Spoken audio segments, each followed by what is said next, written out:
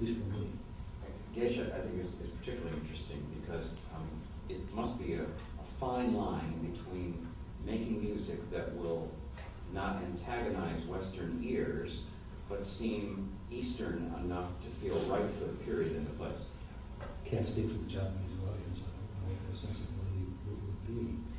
But we particularly made the decision, Rob Marshall, the director, and myself, to try to, in a certain sense, look for universalisms in the expression of this music.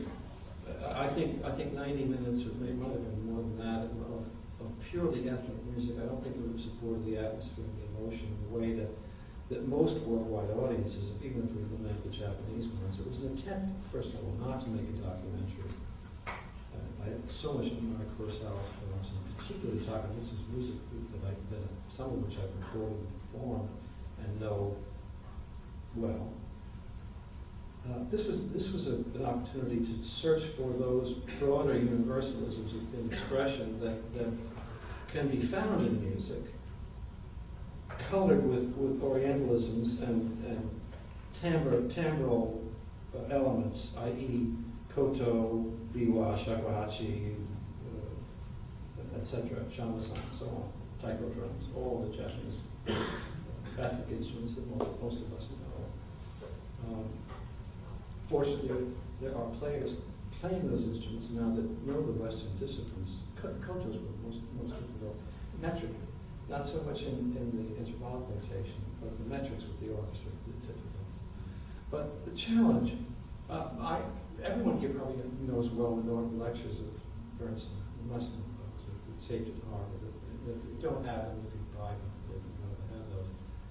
Because there's a whole meaning given to Noam Chomsky and his search for universalisms in language. And the most he can find, I think, after years and years of work, is that mama is about as close as a universal. And he says he feels it's something to do with breastfeeding and the mouth of the baby and forming the shape it does.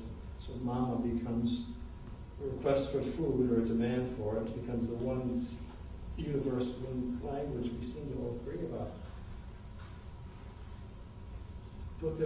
But music itself, and the overtone series, as we all know, understand it, is universal. It's everywhere. It's in physics. It's what makes my voice go up to the room and sound the way it does. And so, acculturation and taste for European Western harmony and so on that's developed our sense of what's pretty, what isn't, what's ominous, what's threatening, and so on, is the result of a lot of acculturation, but it's also connected with verifiable universalisms that exist in music that don't in language. So, by way of a description of at least a goal with geisha, or an aim with geisha, that explains why the cello, why the Italian violin played by a Russian Jewish violinist and a Chinese cellist and an American composer and so on. A search for universalisms in music, I guess. I'm curious about your Boston Pops tenure, because you were already a well-known film composer when you agreed to take the post of music director at Boston Pops in 1980. Why did you make that choice, and did it have any impact on your writing those 13 years? Well, why the choice? I conducted in Boston in 1978, I think, as a guest. Mr. Fiedler was still alive. And once, I think twice at the Hollywood Bowl when he came out here to conduct in 1979. You people, probably you're all young, you may remember Arthur Fiedler, who was conductor for 50 years of the Boston Pops, who was at that time, for those 50 years, other than Toscanini and Ferdinand, were probably the most famous conductor in the world because of television and recording, and his abilities. And so I had some connection with the orchestra in Boston and a little bit of substituting for Fiedler here with the LA Philharmonic when he was ill. And the reason I substituted here, very simple. Ernest Fleischman was the manager of Los Angeles Philharmonic. We needed a conductor in the afternoon because Fiedler couldn't do the show in the evening. And he said, all the professional conductors I know are busy, but we could probably get John Williams because he won't be working. Or at least won't be working at night. So he called me and said, can you do this program without a rehearsal? It's Gershwin, Girl Crazy, and it's something else with Richard Rodgers and Carousel Waltz, and I don't know if we had a soloist or not. And I said, well, I guess I could do it. So I did that twice for her. And when Mr. Fiedler died at the end of '79, people in Boston called me and said, would you like to have the orchestra? This is like after conducting them twice. And they had a lot of other applicants who were very experienced and so on. And I thought, I've been cloistered in the movie studios for already 30 years, sitting at my piano, either in the orchestra or in a little cubbyhole somewhere working. It might be nice, and the Boston Symphony Orchestra is a monumentally glorious instrument. The idea of getting out of the cloister and the privacy of that workroom and get as nervous as it made me, go before a live audience with a world-class orchestra, was a temptation I was just too vain to resist. and the other part of it was that, as Fleischman pointed out, I was not a professional conductor. I didn't have a career as a conductor. If it would be a flop, it wouldn't have particularly hurt my career. I mean, I was a professional composer and had no aspirations to earn a living or make a career as a conductor. So there was really nothing to lose from that point of view. Everything to be gained from the knowledge I would acquire in front of the orchestra, which certainly, just if it's knowledge or experience, whatever it is, has been great. Now I've been conducting the orchestra for, as you mentioned, 14 years as a director of that, but 25 years now as Tango in Boston. And whether it's affected my writing or not, I think the answer has to be yes. That when at least in terms of the thought that I have when I'm putting notes down on paper of the moment of realization of the orchestra, that my sense of balance is a little bit, I've had to correct balances of my own and other people's so many times that those notes are just simply too low there if the strings are going to play mezzo piano. Everybody knows that. And you might as well say it, whatever the particular situation is, of which there are thousands. So that in writing, you say, okay, this better be up a minor third then if the accompaniment is going to be that dense or anywhere near that loud or that much bowing, or reduce the number of bow, or make it the second stand of the first. And some of these of balance, I think, particularly, that go with endless hours of rehearsing the orchestra to fix things that could have been fixed in writing. And that goes for every composer. As we all know, Stravinsky would go and Brahms, probably most famously, he would go to the bibliothèque the next morning after every performance in Vienna and change something.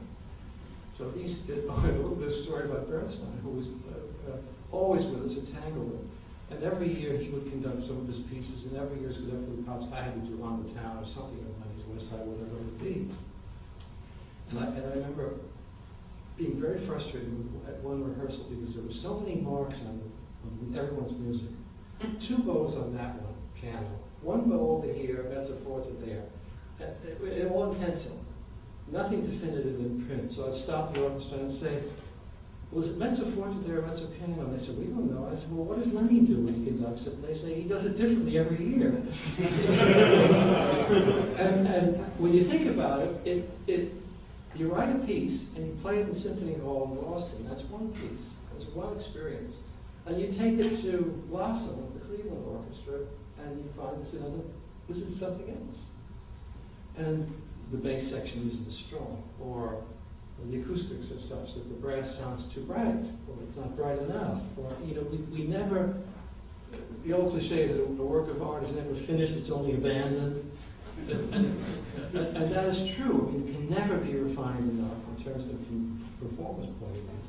And to the horror of most musicologists and most composers, almost all famous world conductors, all their careers have, in Berlioz, even in Beethoven, doubled the bass clarinet here, or took out the third trombone there, or done something, always in the bow, which changes everything in terms of volume, power, and dynamics, and bow speed, all of this. So yes, being on the podium of any orchestra is going to be the best orchestration lesson you could ever have. go back to my earlier comment about myself, piano, conducting, performance, be in a band, be in an orchestra. That is a writing education that is irreplaceable. I've monopolized this. I have more questions, but I've monopolized this enough. Who's got a question out here to start off with? Yes? I'd like to know your opinion on, because you came before 10 tracks, and how do you feel about those, and how do you work with those? Because you did it before and you do some with it. So. Right, well, 10 tracks, as everybody probably knows, are soundtracks that editors and directors will put in as they cut their film. And when I started working in studios, I don't think we had 10 tracks that I remember. Kenny Hall is here. He's almost as much of a veteran as I am. And I think probably it would be correct to say that you might have made a 10 track for a preview once in a while. A preview being that you take the film to Pasadena and run. And the composer never heard that. Kenny would have done it, and they'd run to Pasadena and be gone the next day. And so the composer's challenge always then, even more than now, is what can we put into this film that would be appropriate. I would say to you that I think the practice of making 10 tracks, which has gotten very prevalent, and they're used principally as film editorial tools. Editors will cut their film to a piece of Stravinsky and whatever, Bartok, anybody. And that, in my mind, I have to say, it's a little bit like artistic cheating in a sense. That you can take a work of a great master like Stravinsky, put his music, put any series of visuals against it, it would be a great piece of something. And so it's a great facilitator, but I think it's artistically less, can I say, less honest than it would be to say to a composer to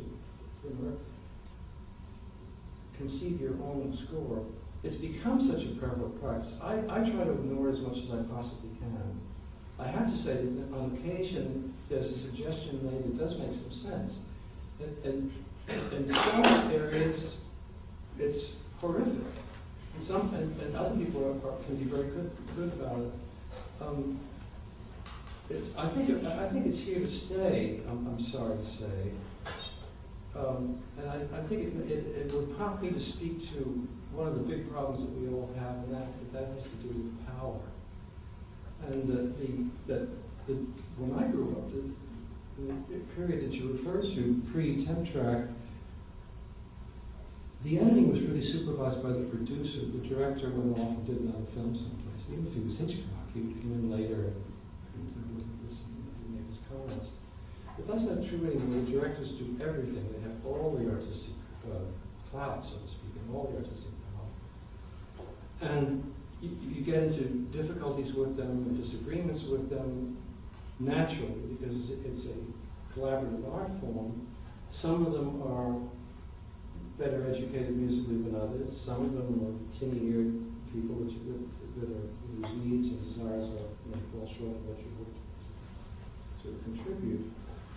I've been very lucky. One of my collaborators has been Steven Spielberg for 32 or 3 years, who's extremely musical and very good, and we tinker around with tempos, sometimes just click tracks even, or the piano. And he will occasionally do the opposite of a 10 track, which has made me look very good on occasion. And that has been the most prominent example I can think of is the last 10 minutes of E.T., where E.T. and his little earthling friends are trying to get to the spaceship at the end of the film, and they get on their bikes and they race the bikes, and they get the bikes going so fast that they get past the escape velocity speed, whatever that is, and they 35,000 miles an hour, whatever it is, to jump out of gravity, go over the moon, and you buy it, and you see the kids go by the moon, and it lands, and it goes over speed bumps. Anyway, that's about 10 minutes of music. And I tried to do all of it together, and each speed bump had a timpani hit. And the ramp up to the climb over the moon had an acceleration and a crescendo and key changes and all of this. and landing, and dialogue cues at the end, and E.T. says, "I'll be right here," and the piccolo plays a solo, and all of it.